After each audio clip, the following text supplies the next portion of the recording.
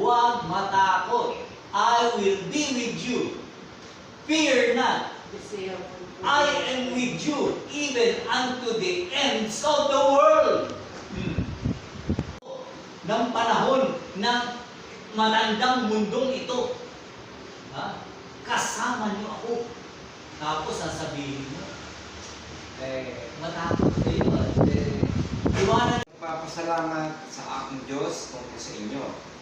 Dahil sa biyaya ng Diyos na ibinigay sa inyo sa pamamagitan ni Kristo Jesus, na sa lahat ng mga bagay ay pinayaman kayo sa Kanya sa bawat uri ng pananamita at kaalaman.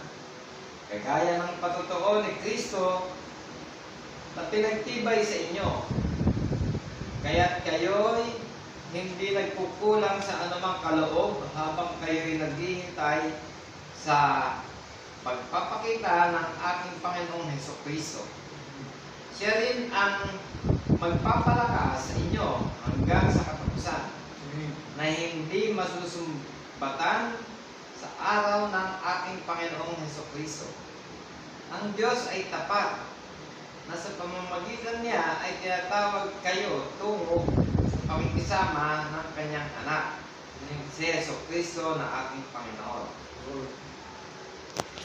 Mga kapatid, ngayon ay nananawagan ako sa inyo sa pamamagitan ng pangalan ng ating Panginoong Hesukristo na kayong lahat ay magsalita ng isang bagay lamang at huwag magkaroon sa inyo ng mga pagkakabaha-bahagi, kundi kayo'y magkaisa sa isang pag-iisip at layunin lamang.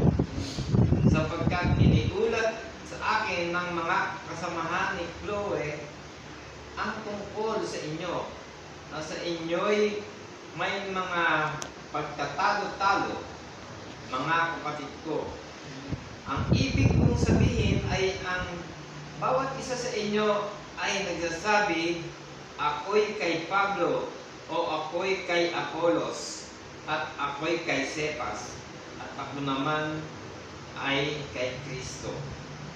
Si Kristo ba ay nahati? Si Pablo ba ay pinako sa krus? Dahil sa inyo o kayo ba ay binautismuhan sa pangalan ni Pablo? Ako ay nagpapasalamat sa Diyos na hindi ko binautismuhan ang sino man sa inyo maliban kay Kristo, kay Crispo, at kay Gayo.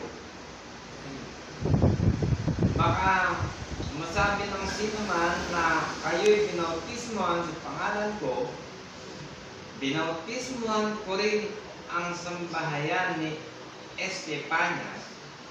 Maliban sa kanila, hindi ko alam kung ako ay may binautismuhan pang iba, sapagkat hindi ako isinugo ni Kristo upang magbautismo, kundi upang ipangaral ang magandang balita, hindi sa pamamagitan ng mahusay na pananalita, upang ang krus ni Kristo ay huwag mawalan ng kapangyarihan. Ngayon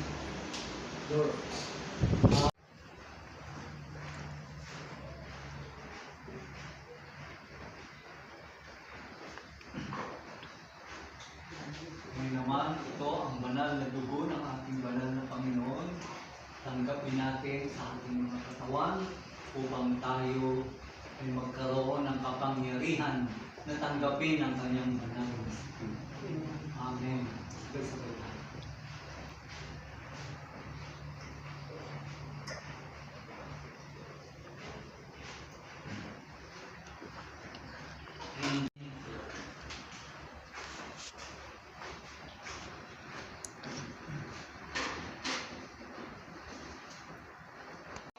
Huwag matakot.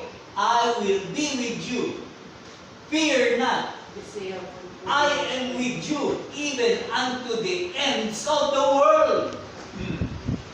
Long life, now we feeling it again. Better hold tight, we on this ride that never ends. Going all night.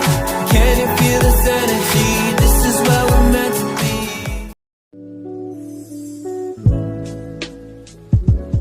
Thank